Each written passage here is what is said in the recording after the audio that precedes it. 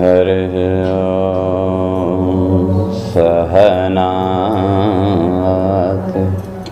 सहनौ भुनक्तु सह वीर्यं करवावहै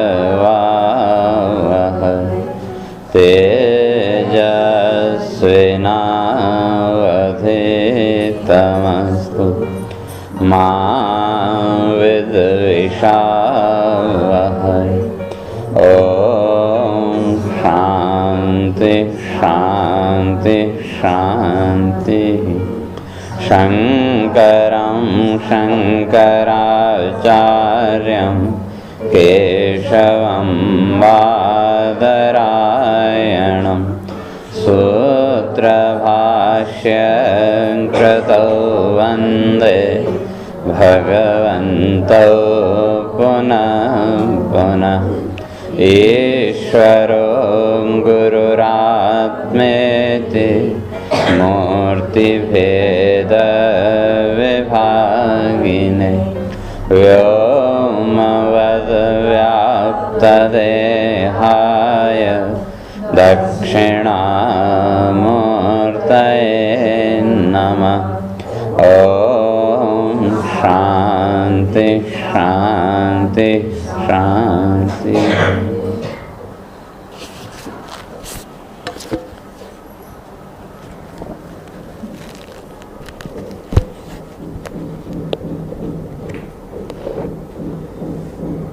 ॐ त्वमेकैवास्य सतप्रसोदे त्वं सन्निधानं त्वमनुग्रहश्च त्वन्मायया संवृतचेतसस्त्वां पश्यन्ति नानानविपश्चितो ये विभर्षिरूपाण्यवबोध आत्मा क्षेमाय लोकस्य चराचरस्य सत्त्वोपपन्नानि सुखावहानि सतामभद्राणि मुहुःफलानां त्वय्यम्बुजाक्षाखिलसत्त्वधाम्नि समाधिना वेशितचेतसैके त्वत्पादपोतेन महत्कृतेन कुर्वन्ति गोवत्सपदं भवाब्धिं स्वयं समुत्तीर्य सुदुस्तरं द्युमन् भवार्णवं भीममदभ्रसहृदा भवत्पदाम्भोरुहनावमत्रदे निधाय याता सदनुग्रहो भवान्। ये अन्यैरविन्दाक्षविमुक्तमानिनः त्वय्यस्तभावादविशुद्धबुद्धय आरुह्य कृष्णेन परं पदं ततः पतन्त्यधो नादृतयस्मदङ्घ्रय। तो विचार चल रहा था कि जो देवताओं ने स्तुति की तो शुरू में स्पष्ट किया कि सत्यात्मकम त्वाम शरणं प्रपन्ना, और इस संसार की स्थिति क्या है वो भी स्पष्ट की कि संसार में तो दुख के अतिरिक्त और कुछ नहीं, और संसार से गति कितनी, वो कहते हैं ज़्यादा से ज़्यादा ईश्वरत्व तक। कर्म किया, बहुत अच्छे कर्म आदि किए तो ईश्वर भाव तक पहुंच सकते हैं। ऐसा नहीं समझना कि मोक्ष तक नहीं पहुंच सकते हैं, ऐसा नहीं, लेकिन प्रधानता इन सब की है, क्योंकि इसके मूल में वही तीन सत्व रज और तम, और सारा जीवन उन्हीं तीन गुणों से प्रेरित। तो ऐसी अवस्था में कहते हैं किस गुण की प्रधानता होगी, तो तीनों गुण तो सतत चलते ही रहते हैं, और जो साधक है उसने अपने सत्वगुण को बढ़ाया तो उस सत्वगुण की वृद्धि के फलस्वरूप तो क्या होगा, भगवान ने गीता में स्पष्ट किया 14वें अध्याय में कि तदोत्तम विदाम लोकान, कि जब सत्वगुण अगर अंतिम क्षण में भी रहा, जीवन भर सत्वगुण की साधना आप करते रहे, तो वो सत्वगुण आपको उत्तम लोकों तक तो ले जाएगा, लेकिन मोक्ष तक नहीं ले जा सकता। तो मोक्ष तक पहुंचने के लिए तो इससे ऊपर उठना पड़ेगा, इन तीनों गुणों से ऊपर उठना पड़ेगा। इसलिए देवता कहते हैं कि हमारे पास तो एक बहुत अच्छा मौका है कि जब साक्षात भगवान सामने हो, वो ही साकार सगुण रूप में, तो क्या फिर इतने साधना के लंबे चक्कर में क्यों पड़े? ये सीधे सीधे हम उसी सत्य की शरण में जाएं, और उस सत्य की शरण का फल संसार के सारे बंधनों से मुक्ति। और क्यों उस परमात्मा को चाहते हैं, संसार को क्यों नहीं चाहते, तो वो आगे वे स्पष्ट कर रहे हैं। तो कह रहे हैं त्वमेक एवास सतः प्रचोदे त्वं सन्निधानं त्वमनुग्रहश्च त्वन्मायया संवृत चेतसस्त्वां पश्यन्ति नानान विपश्चितो ये। कहते हैं कि ये जो जगत है, ये जगत क्या है? का त्वन्मायया। और पहले भी कह के आए थे कि विष्णुर माया भगवती यया सम्मोहितम जगत। तो इस जगत के सम्मोहन का कारण क्या है? तो कहा विष्णु माया भगवती, भगवान विष्णु की जो माया है, वो माया ही क्या करती है? इस सारे जगत को, सारे संसार को मोहित करके रखती है। और उस माया की विशेषता यही तीन गुण, सत्व रज और तम। उन गुणों के अनुसार जैसी वृत्ति आई, जैसा वो गुण आया, उसके अनुसार आपकी बुद्धि वृत्ति भी बनती रही, और उसी के आधार पर हम निश्चय करते रहे ये अच्छा बुरा आदि जो भी। तो इसलिए कहते हैं कि वे इस संसार में तो क्या है? त्वन्मायया संवृत चेतसा।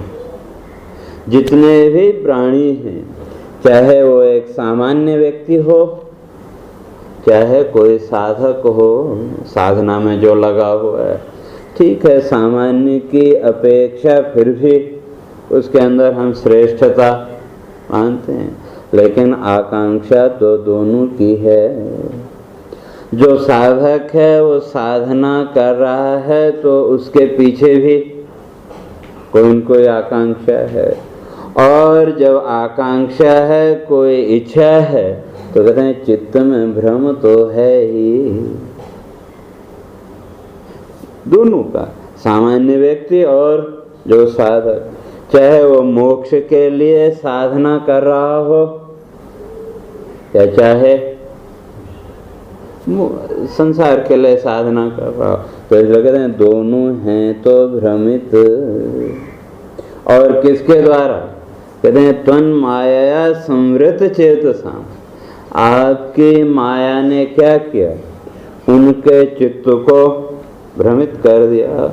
और इसी की बात शुरू में मंगलाचरण में स्पष्ट करके आए थे कि मुह्यन्ति यत् सूरया, कि ये जो तत्व है ये ऐसा है कि इसकी खोज में तो बड़े बड़े जो विद्वान हैं, बड़े बड़े जो ज्ञानी हैं, वो भी क्या हो जाते हैं? मुग्ध हो जाते हैं। तो मुग्ध का अर्थ साधना की, साधना के द्वारा सत्वगुण को बढ़ाया, और सत्वगुण का फल क्या है? ज्ञान देना।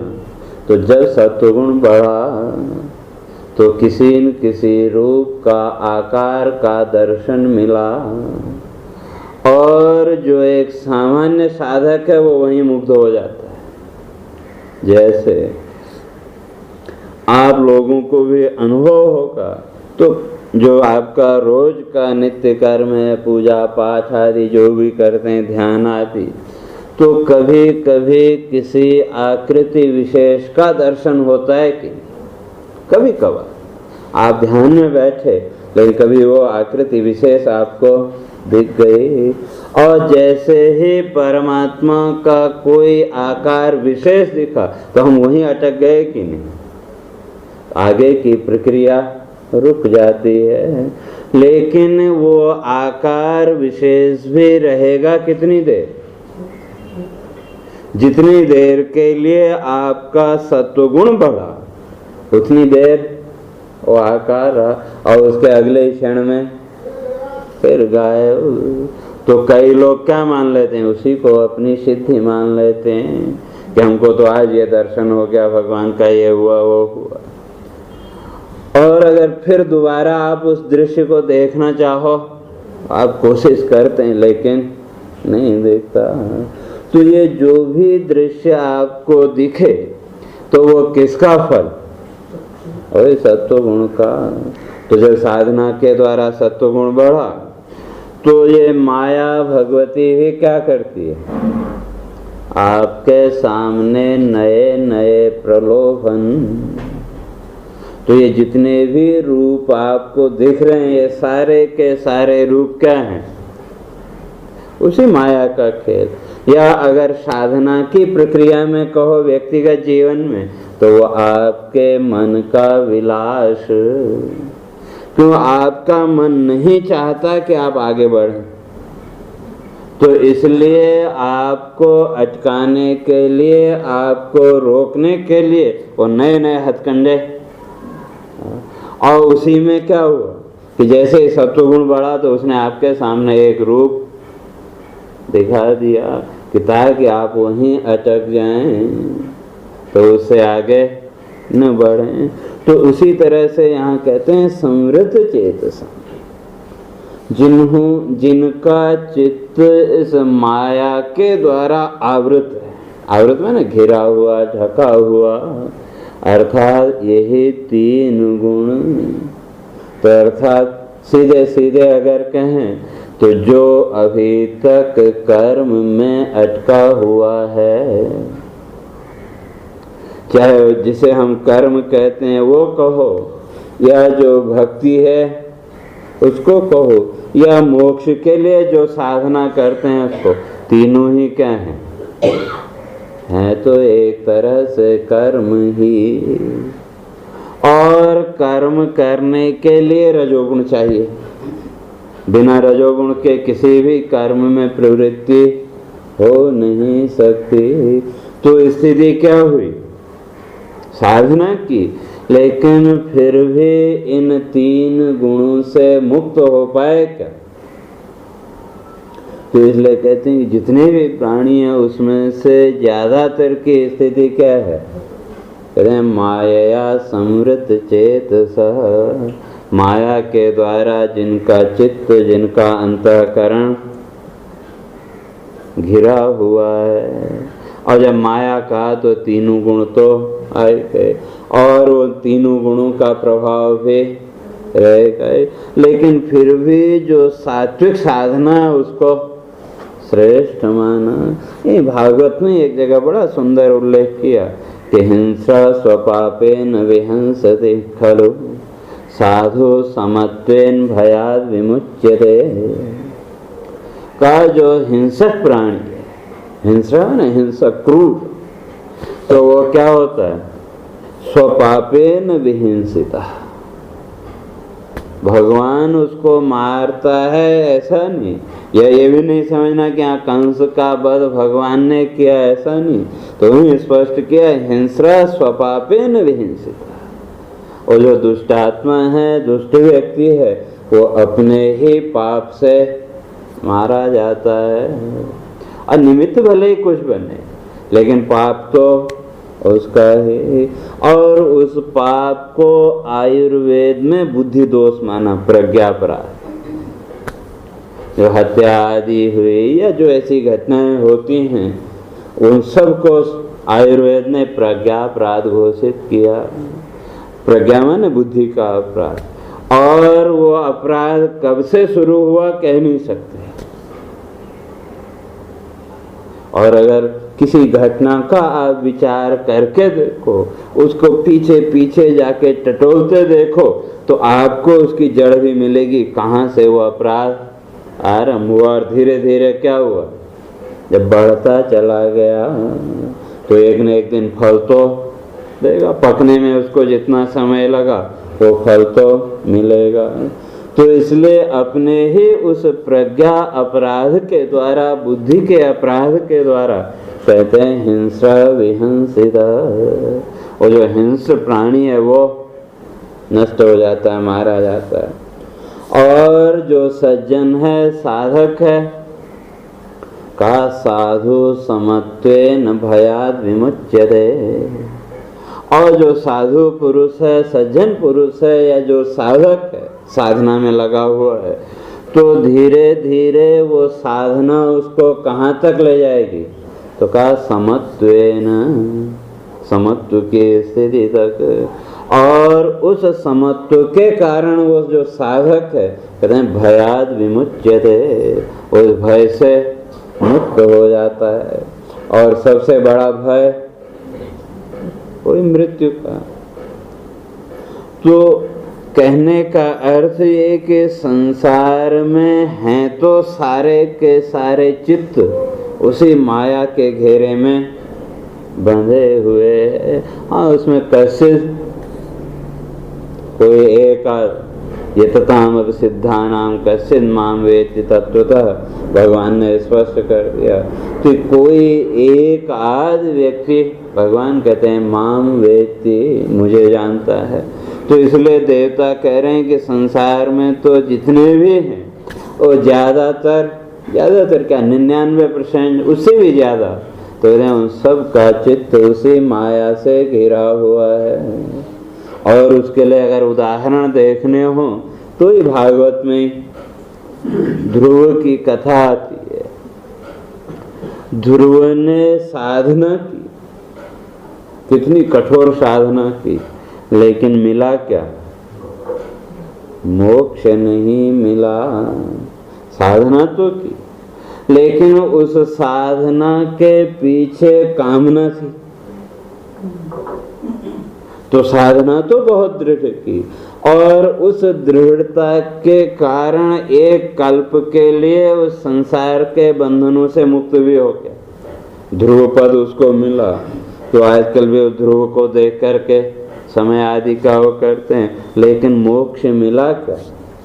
तो साक्षात भगवान सामने प्रकट हुए। तो साक्षात भगवान के सामने होने पर भी मुक्ति की बात बनी क्या? मुक्ति का विचार ही नहीं आया। तो किसका विचार आया? वही श्रेष्ठता का पद का। तो क्यों? कि साधना के मूल में भी वही रजोगुण, और भगवान के सामने आने पर भी वृत्ति कौन सी आई? सात्विक वृत्ति नहीं बन पाई, वृत्ति बनी राजसी ही। तो इसी तरह से जो कई लोग कहते हैं कि वे भगवान मिल जाए तो हम ये मांग लेंगे वो मांग लेंगे, ये भी सब भ्रम है। जो आपकी जीवन की साधना होगी तो वृत्ति भी उस समय वही बनेगी।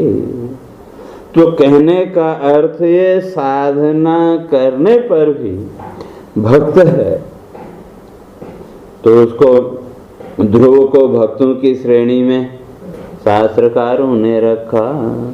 और भक्ति का अंतिम फल नारद भक्ति सूत्र में स्पष्ट किया कि भक्ति ज्ञानाय कल्पते। तो जो भक्ति है उसका एकमात्र उद्देश्य क्या है? आपको ज्ञान तक पहुंचाना।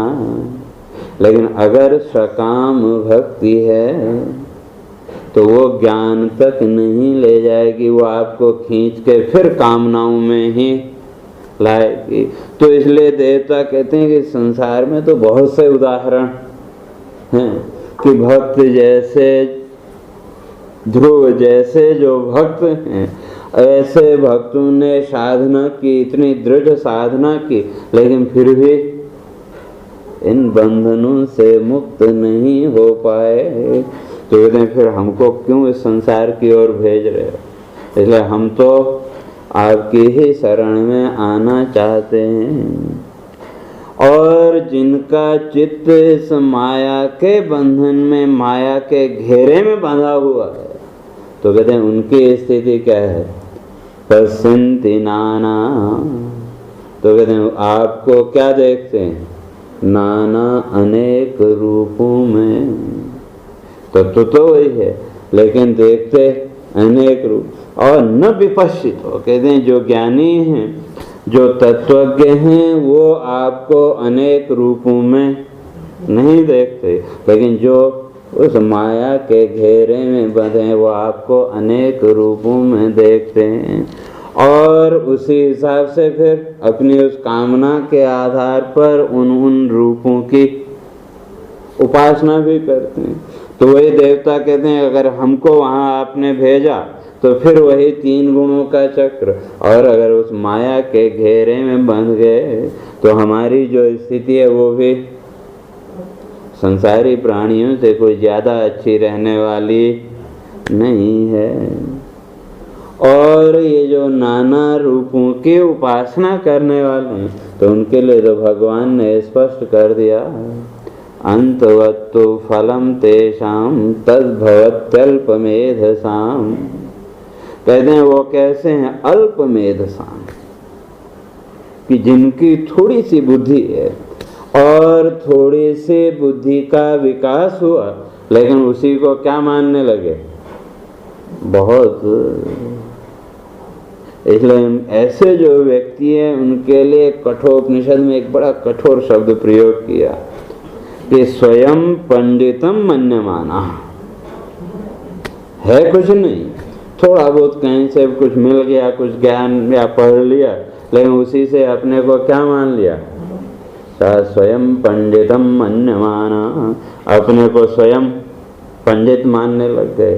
और जब अपने को स्वयं पंडित मानने लगे तो अहंकार भी आएगा।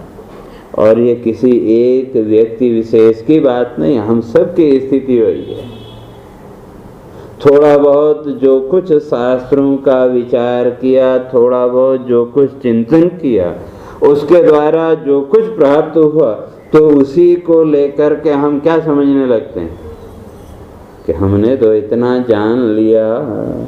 और जहाँ ये वृत्ति आए, शास्त्रकार कहते हैं यह ज्ञान का लक्षण है।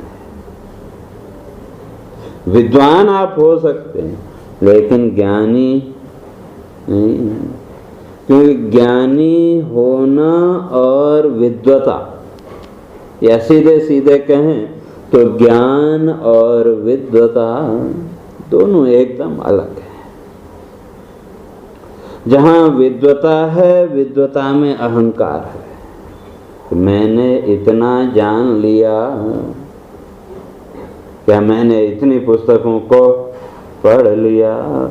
और ज्ञान की वृत्ति एकदम उल्टी, कि जब ज्ञान आपका अभिव्यक्त होगा तो उसकी वृत्ति कि अभी तो मैंने कुछ भी नहीं जाना। तो ये दोनों वृत्तियां, तो एक वृत्ति आपके अहंकार को बढ़ाती है कि मैंने तो इतना जान लिया, और दूसरी वृत्ति आपके अहंकार का समन करती है। तो कहने का अर्थ ये कि जैसे जैसे आपके जीवन में ज्ञान प्रकट होता जाएगा, अहंकार कम होता चला जाएगा। और अगर ज्ञान नहीं है तो अहंकार बढ़ेगा। तो कहते हैं कि ऐसे जो व्यक्ति हैं जिन्होंने अपने को क्या मान लिया? स्वयं पंडितम मन्यमाना, अपने को पंडित मान लेते हैं, तो उनकी जो गति है वो कैसी है? भगवान वहीं कठोपनिषद में स्पष्ट किया यमराज ने, अंधे नैव नीयमाना यथांध। कहते हैं जैसे एक अंधा दूसरे अंधे को ले जा रहा हो, और उनका अनुसरण जो करने वाले का, उनकी भी स्थिति वही है। ठीक है, श्रद्धा का फल तो उनको मिलेगा, लेकिन ज्ञान तो कुछ मिला नहीं। और जब ज्ञान नहीं मिला तो जन्म मरण के चक्र से भी मुक्त नहीं हो सकते। और जो ऐसे लोग हैं स्वयं पंडितम मन्यमाना, कि अपने आप को पंडित मानने वाले, वो फिर अपने अपने अनुसार शास्त्रों की रचना भी करने लगते। और ऐसे जो व्यक्ति हैं उनके लिए पद्म पुराण में एक जगह स्पष्ट किया कि जो अपने मन के अनुसार शास्त्रों की रचना करके उसको शास्त्र के रूप में प्रमाणित करते हैं, तो कहते हैं उनकी गति क्या है? कहते हैं 24 कल्पांत, तो 24 कल्पों तक कहते हैं निरयम ते यान्ति, निरय माने नरक, कहते हैं 24 कल्प तक उनको नरक में रहना पड़ता है। अब इसे चाहे सही कहो या अर्थवाद कहो, जो भी है, तो जो अपने आप शास्त्रों की रचना करके स्वयं को उसका वो मानते हैं, और हमारे यहाँ तो जो शास्त्र है उसको क्या कहा, जो मूल तो वेद है, तो अपौरुषेयम, वो जो वेद है शास्त्र है वो किसी व्यक्ति द्वारा निर्मित नहीं, बल्कि का वो तो उस परमात्मा का श्वास प्रश्वास। और उसी तरह से ये वेद आदि, ये भगवान वेद व्यास ने इनकी रचना की, ऐसा नहीं। तो वेद व्यास ने तो केवल उस ज्ञान को एक जगह संग्रहित किया, उन्होंने अपना उसमें कुछ नहीं जोड़ा। लेकिन अगर लौकिक व्यक्ति कुछ रचना करेगा तो कुछ न कुछ अपना तो उसमें जोड़ेगा, भले ही वो कितनी ही शुद्ध परिष्कृत रचना क्यों न हो, लेकिन कहीं न कहीं उसका स्व का भाव तो वहाँ आएगा। क्यों? वहाँ तो ये माया के तीनों गुण तो हैं ही। क्यों? जिस समय सत्वगुण आया, अगर उस समय आप रचना कर रहे हैं, लिख रहे हैं, तो रजोगुण भी तो है, ठीक है, सत्वगुण की प्रधानता है। लेकिन अगर रजोगुण बढ़ गया, या कई बार जैसे आप लिखते हैं, किसी कुछ लिख रहे हो, थोड़ी एक क्षण के लिए आपका ध्यान बटा और लिखना कुछ था, लेकिन लिख कुछ जाते हैं, तो फिर आपको ध्यान आया तो उसको सुधारेंगे, नहीं ध्यान आया तो वैसे का वैसा। तो इसीलिए कहा कि मानव जनित जो कृति है, मानव जनित जो रचना है, उसमें दोष तो रहेगा, लेकिन जो अपौरुषेय है तो कहा वहाँ कोई दोष नहीं। तो ऐसे जो व्यक्ति हैं जो अपने आप को क्या मानते हैं, कहा पंडितम मन्यमाना, अपने आप को पंडित मानने वाले, तो वो क्या देखते हैं, कहते हैं पश्यन्ति नाना, उस ईश्वर को, उस परमात्मा को नाना रूपों में देखते हैं। और न विपश्चितो, लेकिन जो ज्ञानी हैं वो नहीं देखते। और ये जितने भी रूप हैं तो उसी के, तत्व तो वही एक। तो इसलिए देवता कहते हैं कि संसार में अगर आपने भेजा तो वहां तो न जाने कहाँ उलझ जाएंगे, और जहां एक बार उलझ गए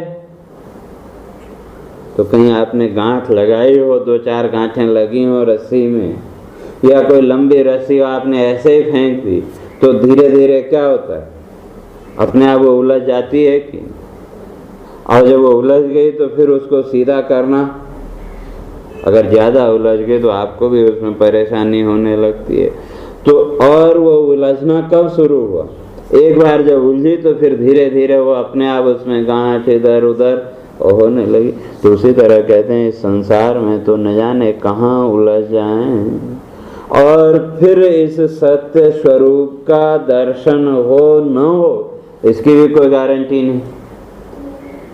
और जब यहाँ हमारे पास मौका है तो साक्षात वही परमात्मा सगुण रूप में सामने है, तो कहते हैं फिर हम इस संसार की ओर क्यों जाएं। और जिसका चित्त इन कामनाओं से युक्त है तो कहा वो इस सत्य को नहीं समझ सकता, क्योंकि फिर दृष्टि क्या होगी, इन्हीं 3 गुणों के आधार पर आपकी दृष्टि बनी, और इन 3 गुणों ने जो दिखाया हमने उसी को सत्य मान लिया। और जीवन का अगर विचार करके देखे तो वही स्थिति है, जानते हैं सब कुछ है, लेकिन फिर भी जो ये 3 गुण बताते हैं उसी को मान लेते हैं कि उस परम सत्य को देखने की कोशिश कितना करते हैं। पता है, सब कुछ है, शास्त्रों में भी पढ़ा, लेकिन उस परम सत्य की खोज कितनी। अपने आप को टटोल के देखो तो पता लगेगा। इसलिए किसी एक उपन्यासकार ने बड़ी अच्छी बात लिखी, लिखते हैं कि स्वयं से बड़ा साक्षी, विटनेस, तो स्वयं से बड़ा साक्षी और स्वयं से बड़ा अभियोक्ता वादी। तो कहते हैं आप स्वयं ही हैं, दूसरा कोई नहीं है। इसलिए जीवन की स्थिति क्या है, कैसी है, उसकी परीक्षा तो स्वयं ही करनी पड़ेगी। और अगर इन ग्रंथों की हम बात करें तो चाहे वो भागवत हो चाहे भगवत गीता हो, तो दोनों को अगर ईमानदारी से देखें तो जहाँ तक मेरा अपना है, ये तो अपने आत्म परीक्षण की प्रक्रिया है। हम अपनी परीक्षा करें, जो बातें वहाँ कही हैं उसके आधार पर हम किस श्रेणी तक पहुँचे हैं, वो जब आप परीक्षा करेंगे तो स्वयं की स्थिति का अपने आप बोध हो जाएगा। और जिस दिन आपके जीवन में वो परीक्षा आरंभ होगी तो समझ लो उसी दिन आपकी जीवन यात्रा आरंभ।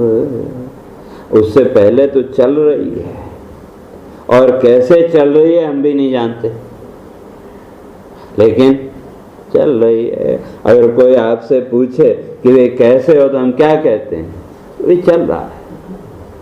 लेकिन कैसे चल रहा है, क्या चल रहा है, कुछ पता नहीं। तो उसका कारण कि कभी उस परीक्षा की ओर हम गए नहीं। या जो भी शास्त्र हैं, जो भी ग्रंथ हमने सुने कई बार, पढ़े कई बार, लेकिन केवल एक पाठक के रूप में, या सुने तो केवल एक श्रोता के रूप में। और जब तक हम केवल पाठक और श्रोता हैं तो शास्त्र का ज्ञान स्पष्ट होने वाला नहीं।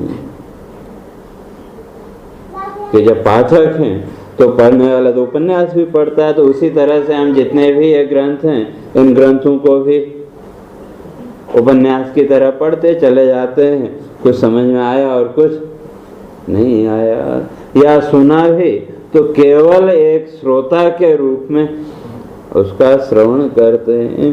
तो इसलिए कहा है कि वहाँ जो पात्र हैं उन पात्रों के रूप में अपने आप को वहाँ खड़ा करके देखो, तो तब शास्त्र का अर्थ समझ में आएगा।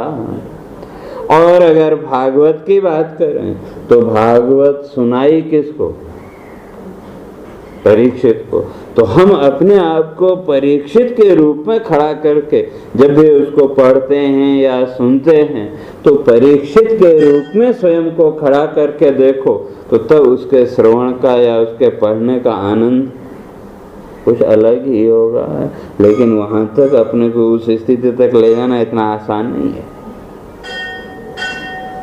तो उसके लिए भी साधना तो करनी पड़ेगी।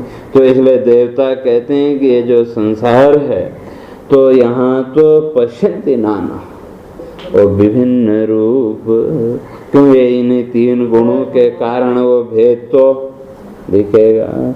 लेकिन जो विपश्चित कहते हैं, जो ज्ञानी है, तत्व ज्ञानी पुरुष, उनके यहाँ भेद नहीं, लेकिन जो उससे नीचे हैं उनके यहाँ तो भेद है और नाना रूप में देखते हैं, और उसी के अनुसार उनकी कामनाएं भी हैं, इच्छाएं हैं, तो और उसी के आधार पर उन नाना रूपों की उपासना, और उसका फल क्या होगा, का अंतवत्तु फलम तेषाम तद भवति अल्पमेधसाम, का जो अल्प बुद्धि लोग हैं उनके लिए वो है। और उन सारी साधनाओं का फल भी क्या है, सीमित या अंतवत्तु, अंत वाला। तो इसलिए कहते हैं हमें इस जगत की आवश्यकता नहीं है, और हम तो केवल आपकी ही शरण में आना चाहते हैं। क्यों? का तुम्हें एवास सतः प्रसूति, कहते हैं ये जितना भी मायामय जगत है, या जिस संसार को पिछले श्लोक में वृक्ष की उपमा दे के आए थे, तो ये जो संसार रूपी वृक्ष है, कहते हैं इसका एक एव अस्य सतः प्रसूति, एव कह दिया, एक एव माने एक ही, केवल आप ही इसकी अभिव्यक्ति के आधार हैं। ठीक है, बीच में माया है, लेकिन अकेले माया कुछ कर नहीं सकती। जब तक आप अपनी उस माया शक्ति को निर्देश नहीं देते, तो तब तक माया भी निष्क्रिय है। जैसे आप कल्पना कर रहे हो, या कभी कल्पना करते हैं, तो जो कुछ भी आप कल्पना करते हैं, वो कल्पना की प्रक्रिया क्या है? आपने अपनी माया शक्ति को निर्देश दिया कि 10 मंजिली बिल्डिंग बनानी, और उसने एक क्षण के अंदर आपके सामने वो बिल्डिंग खड़ी कर दी कि नहीं? लेकिन अगर यथार्थ में बनाना हो तो महीनों वर्षों बीत जाएंगे। तो इसलिए माया का लक्षण ही क्या? अघटित घटना पति जैसे। जो असंभव दिख रहा हो, जो असंभव हो, उसको भी जो संभव करके दिखा दे। तो जितनी भी कल्पना वृत्ति है, ये सब क्या है? आपकी माया का खेल। और उस कल्पना में जितने भी पदार्थों को आपने देखा, देख तो रहे, तो वो सारे के सारे पदार्थ आए कहाँ से? बाहर से तो कोई रॉ मटेरियल, कारण सामग्री हम लाए नहीं। तो केवल हमने क्या किया? अपनी जो माया शक्ति है उसको निर्देश दिया, और उसने एक क्षण में आपके सामने वो बिल्डिंग खड़ी कर दी। और आपको नहीं पसंद आई तो फिर निर्देश दिया, नहीं ये ऐसे नहीं, ऐसे होना चाहिए। और उसको बदलने में कितनी देर लगी?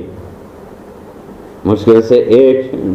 तो कहने का अर्थ ये, आपका ये जितना भी जगत है, चाहे वो कल्पना का हो, चाहे स्वप्न का हो, और जिसे आप जागृत का जगत मानते हैं, वास्तव में देखें तो ये भी कल्पना का ही जगत है। लेकिन यहाँ जो पदार्थ हैं वो थोड़ी देर तक हमको दिखते हैं, तो इसलिए उसमें सत्य मान बैठते हैं, दिख रहे हैं थोड़ी देर।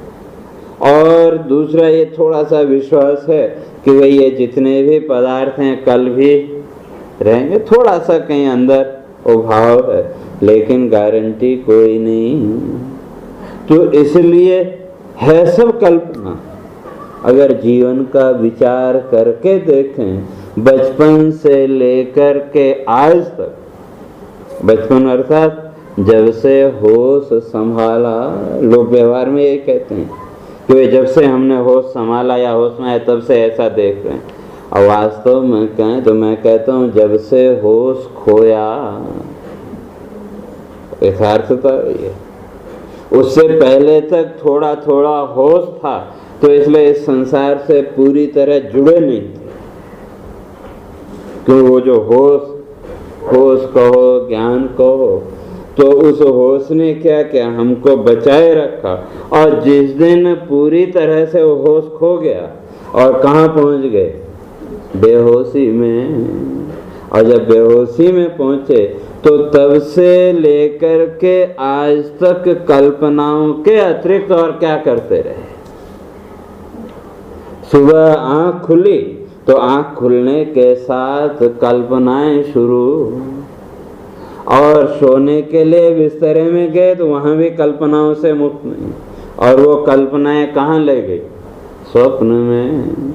और फिर माया भगवती ने थोड़ी देर के लिए तमोगुण का आवरण उड़ा दिया, ऊपर से एक मोटी रजाई डाल दी कि थोड़ी देर इसके अंदर बैठे रहो, बस इतना ही तो है।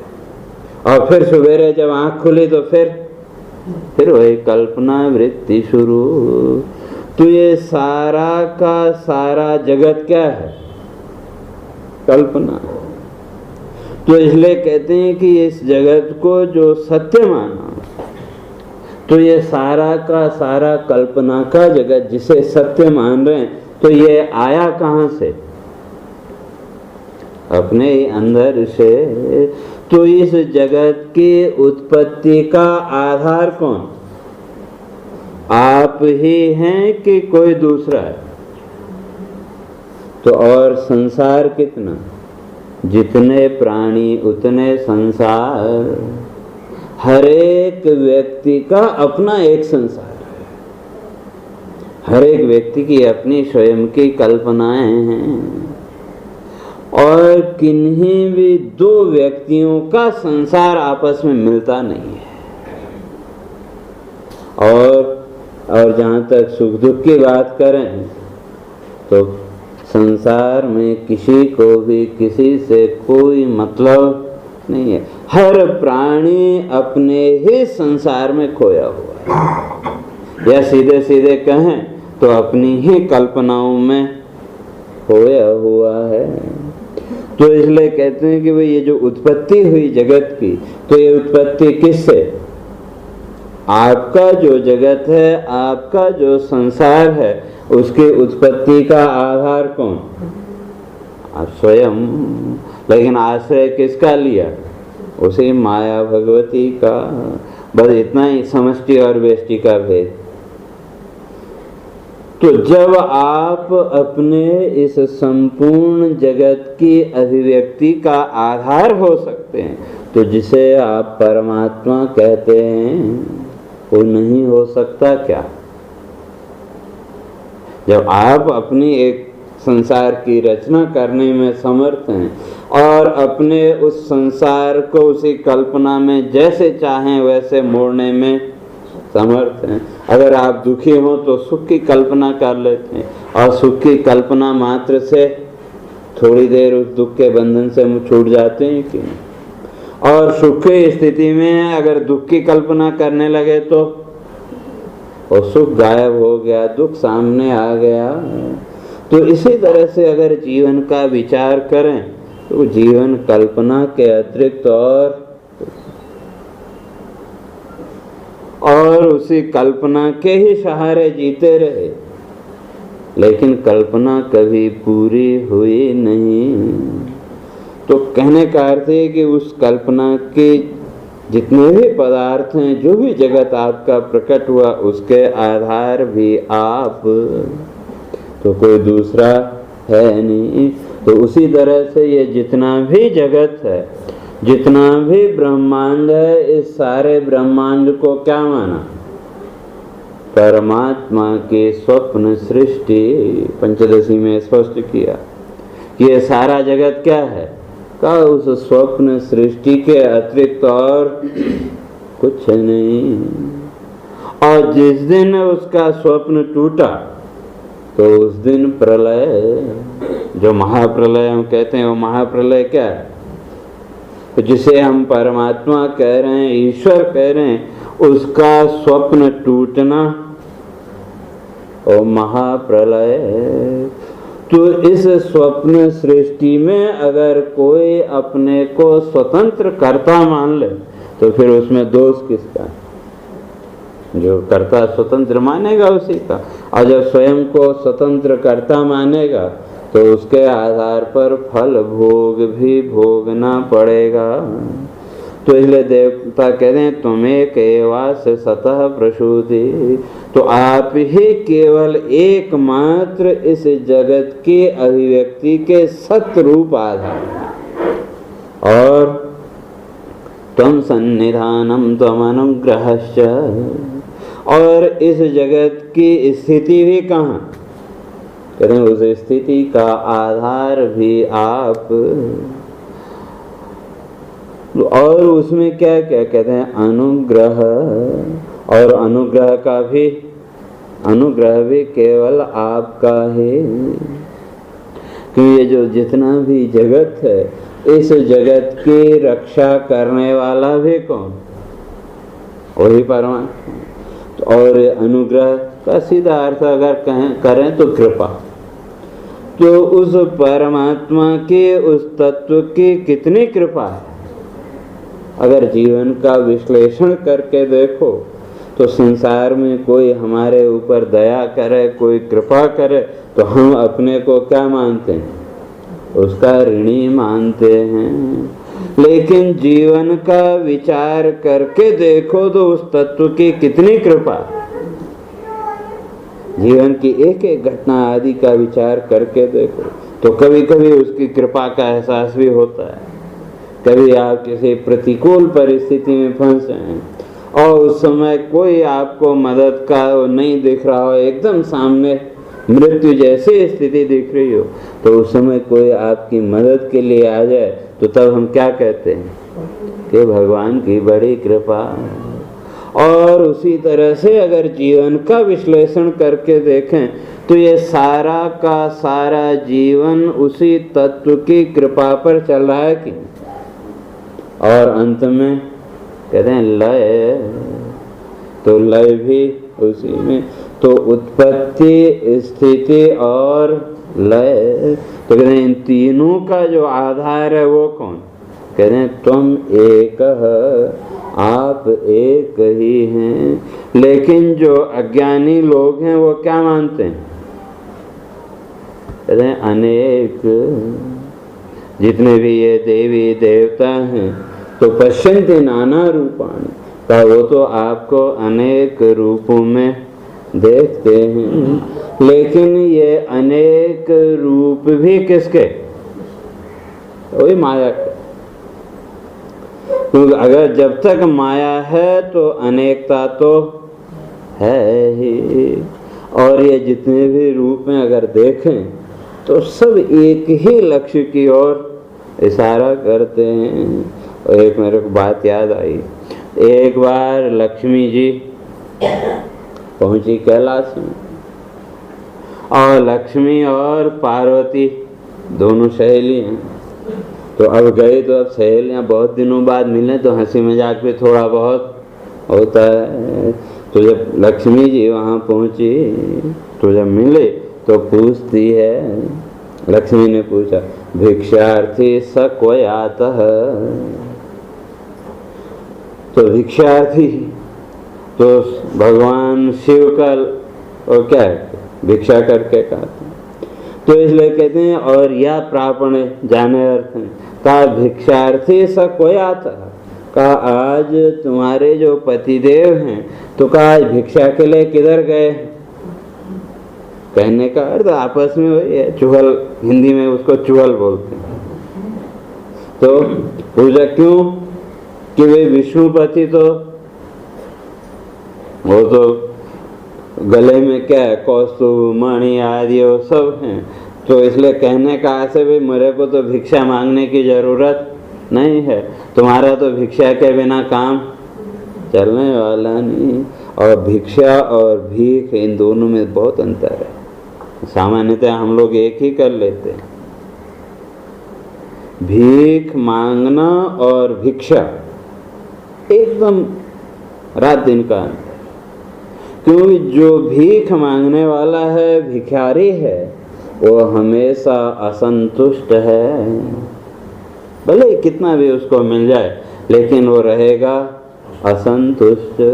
लेकिन जो भिक्षार्थी है वो हमेशा संतुष्ट, चाहे उसको एक दाना मिले जो भी मिले वो हमेशा संतुष्ट। तो इसलिए यहाँ उपहास नहीं प्रशंसा भी है कि वो जो भिक्षार्थी का भिक्षार्थी सा कोई आता कि वो भिक्षा के लिए आज कहाँ गए, क्यों मिले या न मिले कहने का प्रशंसा भी है और साथ में थोड़ा चुहलबाजी भी छेड़ भी। तो कहा कि तुम तो हमेशा संतुष्ट हो कि वे खाने को मिले न मिले फिर भी तुम संतुष्ट रहते, लेकिन फिर भी वो आज भिक्षा के लिए कहाँ गए? तो तब पार्वती ने बड़ा सुंदर उत्तर दिया।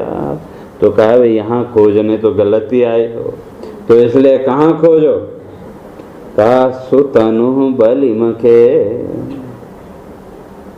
तो बलि के यज्ञ में किस रूप में गए भगवान? वामन रूप में। और बच्चे का जो शरीर है कोमल होता है, तो इसलिए कहा सुत अनु। उस कोमल शरीर के साथ बलि मखे, राजा बलि के यज्ञ में जाके देखो, वहाँ होगा, इसलिए यहाँ ढूंढना व्यर्थ है। तो कहा नहीं नहीं ऐसा नहीं। तो अब फिर दूसरा पूछते है, कहा तांडवम क्वात्र भद्रे। और तांडव किसका प्रसिद्ध है? भगवान शिव का तांडव प्रसिद्ध है। और उनके लिए तो कह भी दिया लीला तांडव पंडिता। तो कौन सा तांडव? लीला रूपी ये जो तांडव है, माया रूपी ये जो तांडव है, इस तांडव नृत्य को करने में जो पंडित है।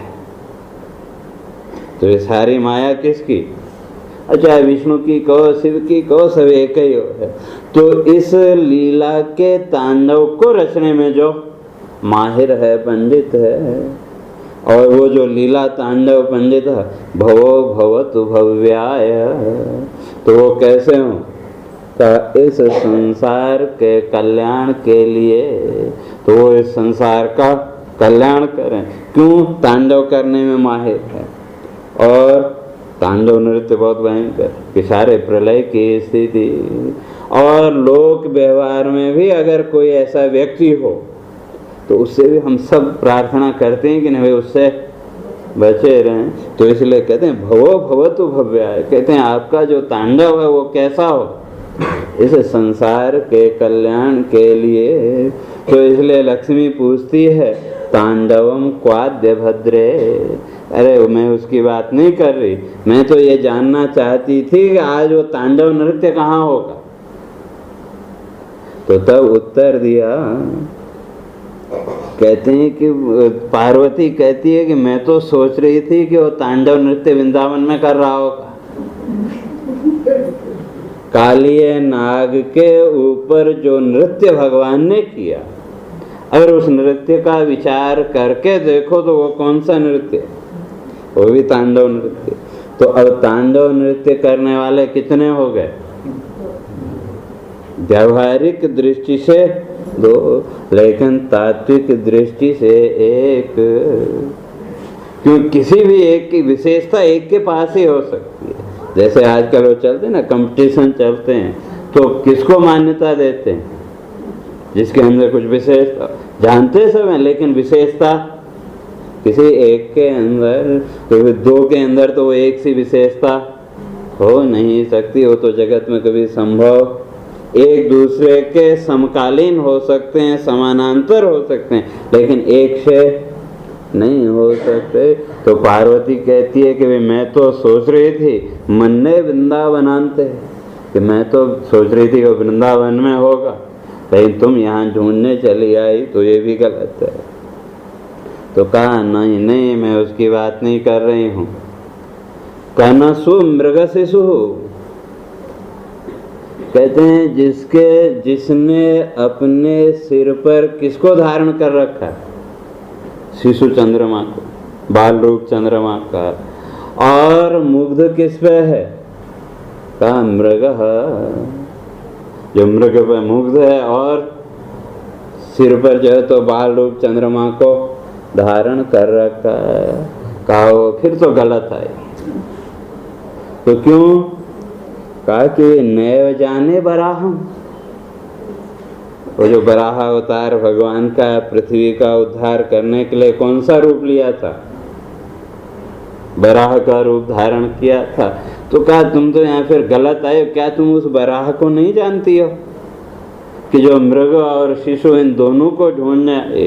तो पार्वती ने मृग शिशु दोनों को जोड़ दिया कि उस मृग के शिशु को जो तुम जहाँ ढूंढने आई, तो वो क्या तुम उस बराह को नहीं जानती हो? और वो बराह अवतार किसका? विष्णु का। तो कहते हैं फिर उसको ढूंढो, यहाँ वो नहीं। तो तब कहते हैं कि नहीं नहीं मैं उसकी बात नहीं कर रही। तो फिर लक्ष्मी कहती है बाले क्वचन दृष्ट जठर वृषभति। अरे तुम, लक्ष्मी कह रही नहीं, तुम अभी भी बालिका ही रही।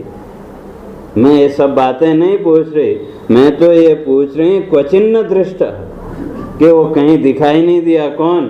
कहा जठर वृषपति ही। जठर माने बूढ़ा बैल का जो मालिक है, वो कहीं मेरे को यहाँ तुम्हारे घर में दिखाई नहीं दिया, तो इसलिए मैं ये सब पूछ रही थी। तो तब पार्वती ने उत्तर दिया, कहा उसके बारे में तो मैं नहीं जानती, लेकिन कहा मैं रास्ता तुमको बताती। कौन जानता है? तो कहा गोप एवास्य वेत्ता। तो वहाँ गोकुल में चले जाओ, वो जो गोप हैं किसी से भी पूछ लो तो वो बता देंगे कि वो किस बैल के पीछे कहाँ घूम रहा है। तो अब कहने का अर्थ ये कि अब दोनों में अलग किसको करेंगे?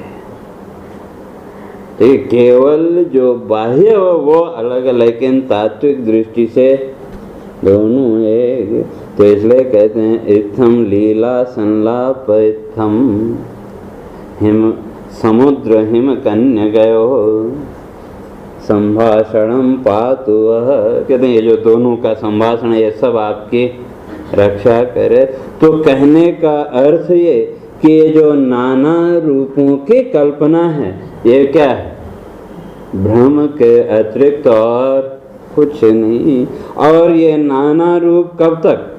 कहते हैं माया संवृत चेतसाम, जब तक उस माया के द्वारा वो चित्त घिरा हुआ है तो तब तक तो ये नाना रूपों की कल्पना होगी। और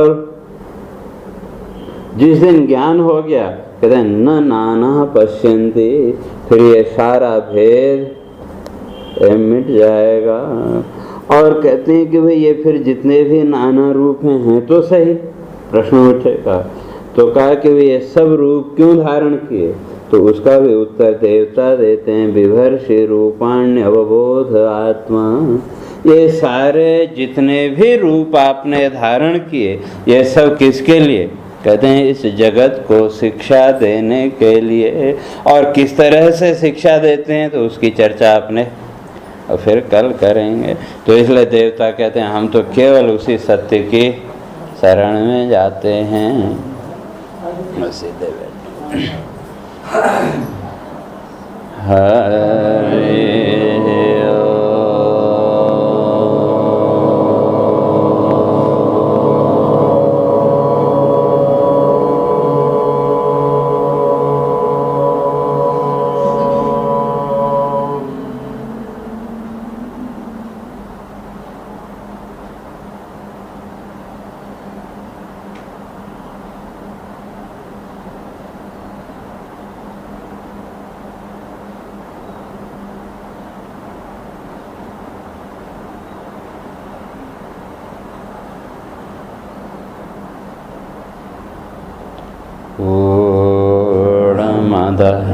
पूर्णमिदं पूर्णात् पूर्णमुदच्यते पूर्णस्य पूर्णमादाय पूर्णमेवावशिष्यते।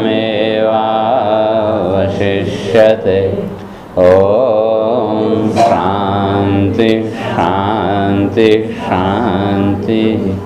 शङ्करं शङ्कराचार्यं केशवं बादरायणं सूत्रभाष्यं कृतौ वन्दे भगवन्तौ पुनः पुनः। ईश्वरो गुरुरात्मेति मूर्तिभेदविभागिने व्योमवद्व्याप्तदेहाय दक्षिणामूर्तये नमः। ॐ शान्ति शान्ति